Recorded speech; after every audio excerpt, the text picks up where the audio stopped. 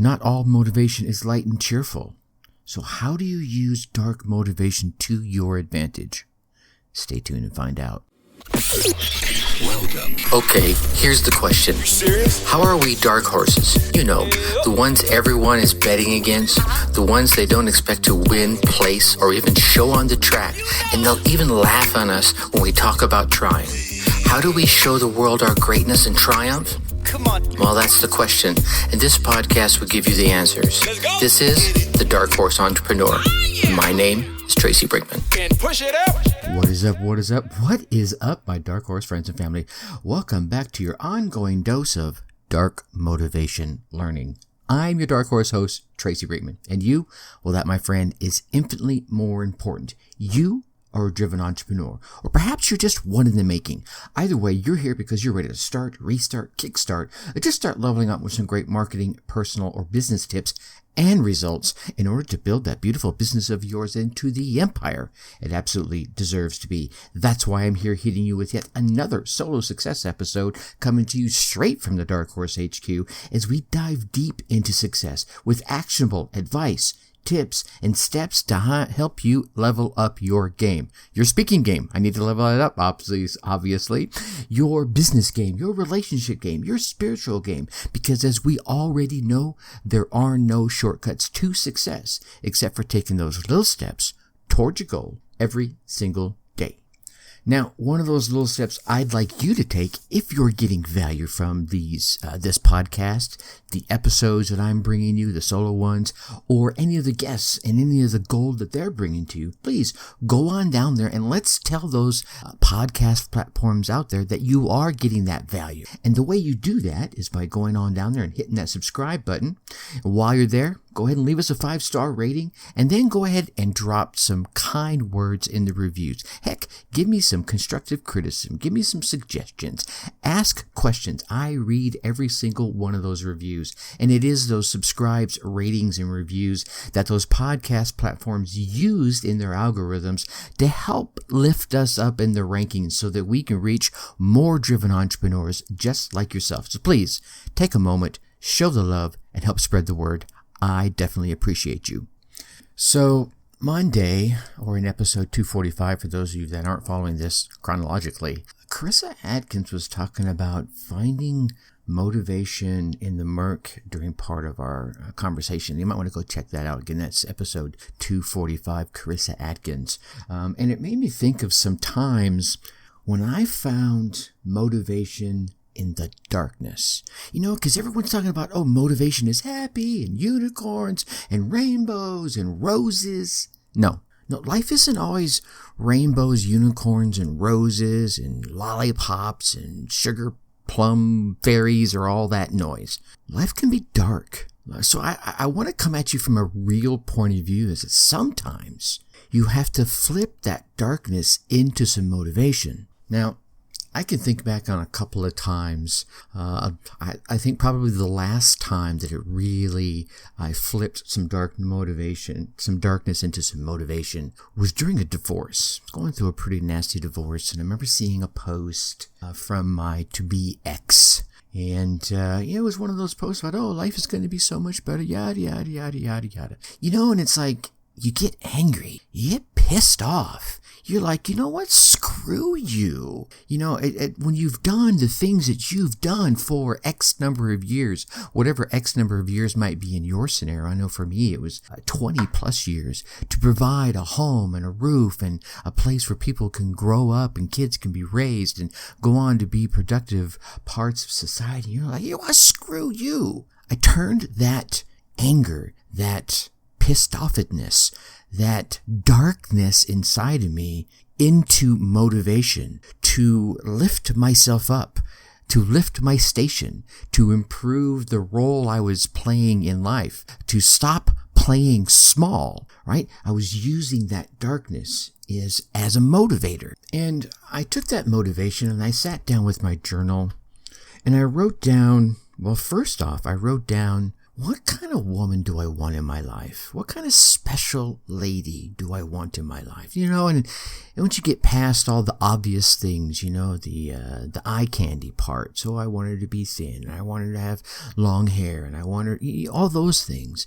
Well, then you start reaching down deep, right? And you start thinking about, the heart of the person, the soul of the person. What kind of person are they in their day-to-day lives? And I wrote all that down. And then I started writing down the kind of work I wanted, right? How I wanted to serve. And I started taking that darkness and I started shining some light with that darkness, right? So as you can tell, dark motivation can be a form of motivation that can be based off a certain urge to improve yourself, a certain urge to get things done in any way possible. However, that could be caused by light motivation. However, these feelings are usually based off some sort of negative impetus, right? And this negative impetus can be, and trust me, I'm telling you from experience here, very, very powerful. It's really natural for us as human beings to feel insecure or jealous or have that urge to compare ourselves to others. And those others could be our parents, our siblings, our peers, right? Our co-workers, those that you engage with at meetings, whatever it is. You are going to have to let go of those feelings. But I don't want you to let completely go of those feelings until you've turned them into a great resource. Now, mind you, this is a fine line to walk, right? And if you've got any kind of concerns about mental issues or personality issues, don't walk this line without some professional advice. I am not a therapist, a professional therapist or psychologist of any kind. I'm just kind of telling you my experiences of using my past abyss and darkness as a motivator. So, as I flash back to the story I was telling you, right? I saw that post. I instantly, as a result of all those negative feelings, wanted to move forward. I wanted to make progress in my life. I was like, all right, you almost feel like, man, I've wasted so much time as a result of those feelings. And you're kicking yourself in the butt and you're smacking yourself in the head. My subconscious really wanted me to feel good as a result of the negative emotions that were stirred up by that post. And one of the best ways for me, I personally believe, to start feeling good is to start improving yourself somehow, some little way, some little motivator, some little step forward. Now, dark motivation is very powerful. It is a very powerful way to get you to motivate yourself to step out of that damn comfort zone. You've heard me talk about this before. And usually I'm telling you just to lean out just a little bit. And that way your comfort zone will grow a little bit bigger. That way you can lean out a little bit more later on and keep growing your comfort zone. I often find when you get this dark motivation, you're more willing to jump out of your comfort zone entirely with both feet and start pushing towards your goals a lot faster. You think about it. The pain of mine, maybe just sitting home, feeling blah about myself. Oh my God, I'm going through a divorce. No. Right? That post, that situation pushed me to say, you know what? To hell with this. I'm going to jump in with both feet and I'm going to make shit happen. Now, as you probably are very aware of, and I know it's most of the people that listen to this particular podcast, pretty damn intelligent, right? I'm pretty lucky in that fact. But let me take a brief moment to explain how dark motivation can pretty much be any negative emotion. I mentioned some of them, but there's jealousy, right? Maybe I was a little jealous. I don't know. Maybe I was a little insecure. Maybe I was a little anxious.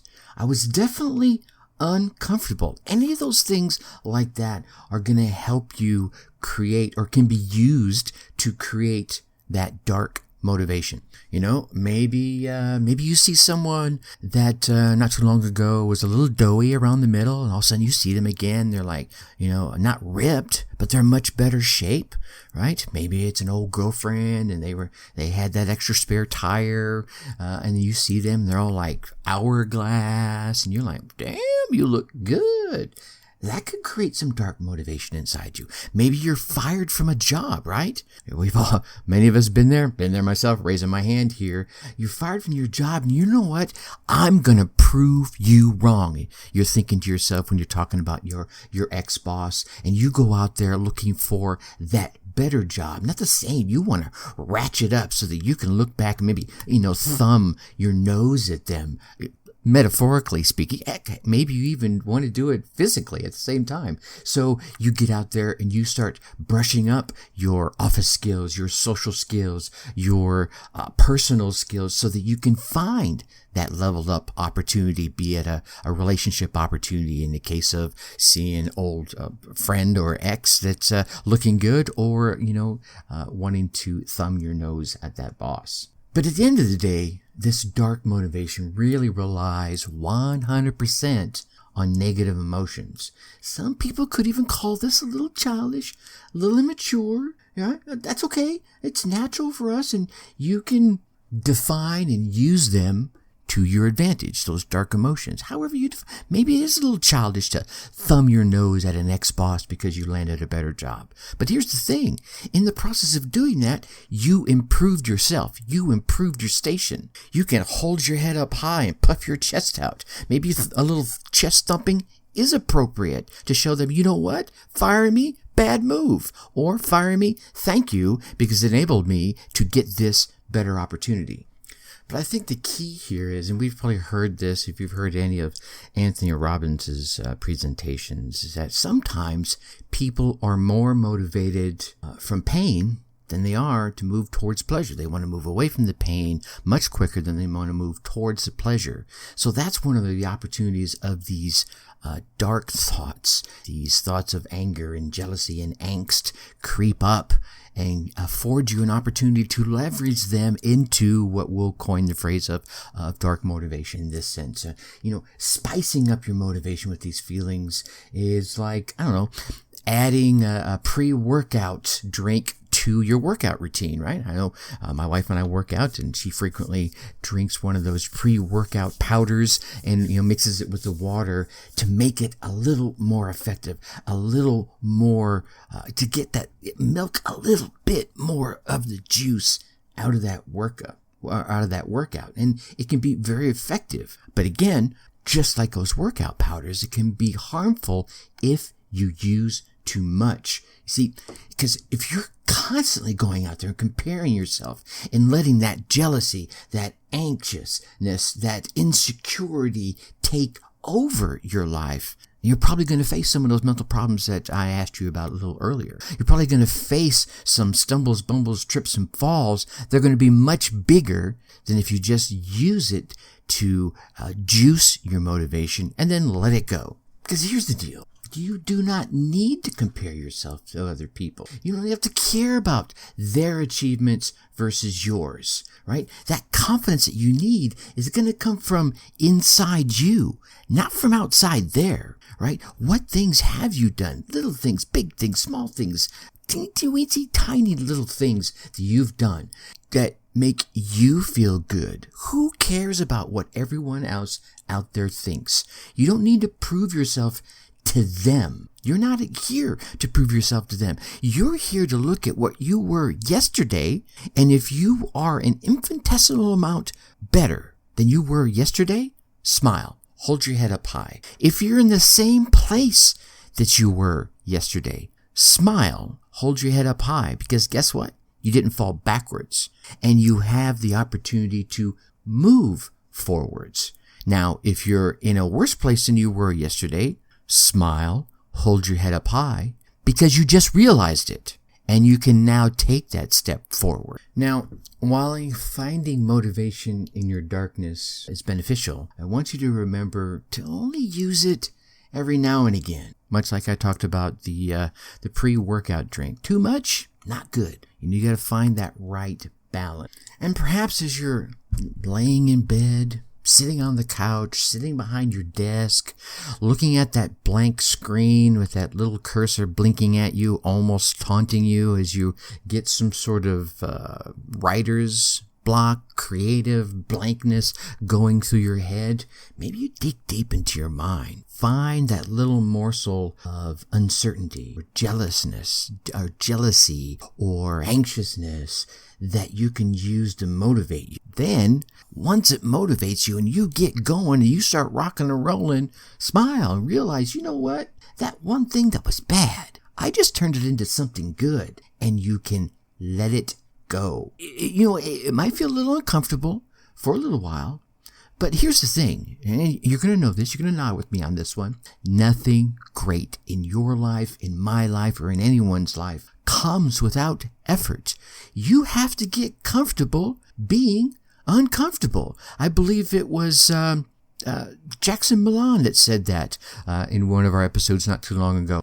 Yeah, it was Jackson back in episode 210. But anyway, here's the deal. We all have some darkness, and it could be anything, right? Maybe you have some parts of your past you're not proud of. I know. I put them out there so people can't use them against me.